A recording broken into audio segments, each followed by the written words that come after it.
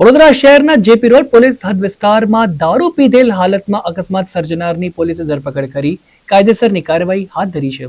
14મી માર્ચના રોજ control room તરફથી સૂચના મળી હતી કે વાસના જકાત નાકા એચબી પેટ્રોલ પંપ સામે સમન્વય હોસ્પિટલ પાસે એક ફોર વ્હીલર ચાલકે મોટરસાયકલ સાથે અકસ્માત કર્યો હતો. જે વર્દીના આધારે પોલીસ ઇન્સ્પેક્ટર એસએમ સગરનાઓની સીધી દોરવણી હેઠળ પોલીસ સ્ટાફના માણસો સમન્વય હોસ્પિટલ વાસના રોડ ખાતે જઈ તપાસ કરતા એક હ્યુન્ડાઈ ફોર વ્હીલર ગાડી પડી હતી અને તેનો ચાલક તેમાં બેસેલ હતો.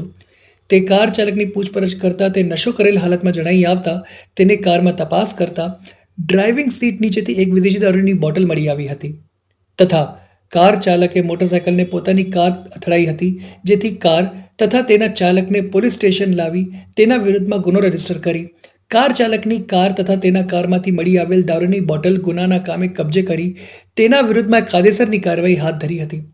પકડાયેલનું નામ સંદીપસિંહ ભૂપેન્દ્રસિંહ ચૌહાણ, જે રહે છે B7 શ્રીપાલ નગર શિવશક્તિ બસ સ્ટોપ પાસે, ચાંદખેડા, અમદાવાદનો વતની છે. પોલીસે ગાડી, એક વિદેશી દારૂની કાચની બોટલનો મુદ્દામાલ કબજે કર્યો હતો.